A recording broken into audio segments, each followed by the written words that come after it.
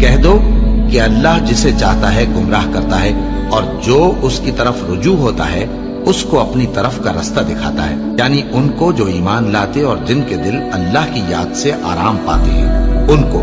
اور سن رکھو کہ اللہ کی یاد سے ہی دل آرام پاتے ہیں۔ جو لوگ ایمان لائے اور عمل نیک کیے ان کے لیے خوشحالی اور عمدہ ٹھکانہ ہے۔ اور اگر شیطان کی طرف سے تمہارے دل میں کسی طرح کا وسوسہ پیدا ہو تو اللہ سے پناہ مانگو، بے شک وہ سننے والا ہے، سب کچھ جاننے والا ہے۔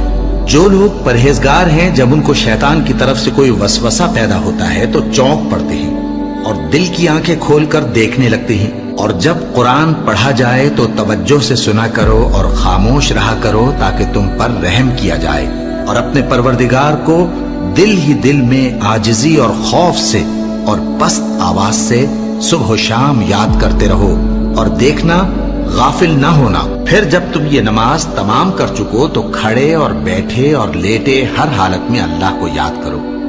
پھر جب تم مطمئن ہو جاؤ تو پورے آداب کے ساتھ نماز پڑھو۔ بے شک نماز کا مومنوں پر اوقات مقررہ میں ادا کرنا فرض ہے۔ مسلمانوں، نجات نہ تو تمہاری آرزوؤں پر ہے اور نہ اہل کتاب کی آرزوؤں پر۔ جو شخص برائی کرے گا اسے اسی طرح کا بدلہ دیا جائے گا، اور وہ اللہ کے سوا نہ کسی کو حمایتی پائے گا اور نہ مددگار۔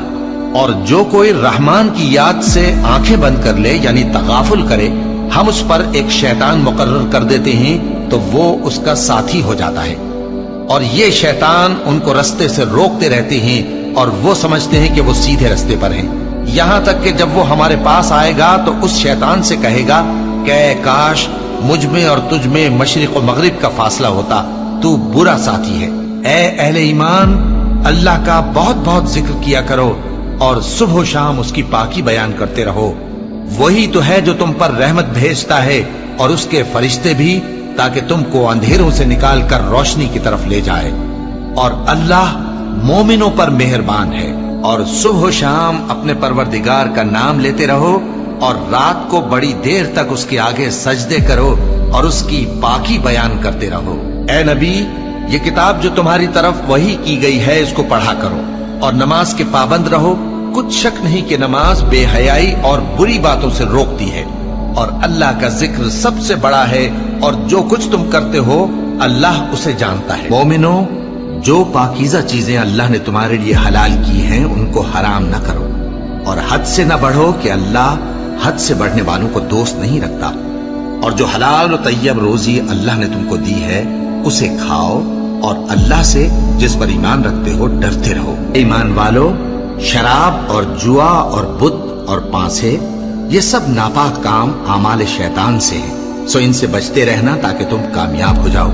شیطان تو یہ چاہتا ہے کہ شراب اور جوئے کے سبب تمہارے آپس میں دشمنی اور رنجش ڈلوا دے اور تمہیں اللہ کی یاد سے اور نماز سے روک دے۔ تو کیا تم لوگ ان کاموں سے باز آؤ گے؟ جو شخص نیک اعمال کرے گا، مرد ہو یا عورت، اور وہ مومن بھی ہوگا، تو ہم اس کو دنیا میں پاک زندگی بسر کروائیں گے اور آخرت میں ان کے اعمال کا نہایت اچھا صلہ دیں گے۔ سو جب تم قرآن پڑھنے لگو تو شیطان مردود سے اللہ کی پناہ مانگ لیا کرو۔ حقیقت یہ ہے کہ جو مومن ہیں اور اپنے پروردگار پر بھروسہ رکھتے ہیں ان پر اس کا کچھ زور نہیں چلتا، اس کا زور انہی لوگوں پر چلتا ہے جو اس کو رفیق بناتے ہیں اور اس کے وسوسے کے سبب اللہ کے ساتھ شریک مقرر کرتے ہیں۔ سو تم مجھے یاد کیا کرو، میں تمہیں یاد کیا کروں گا، اور میرا احسان مانتے رہنا اور میری ناشکری نہ کرنا۔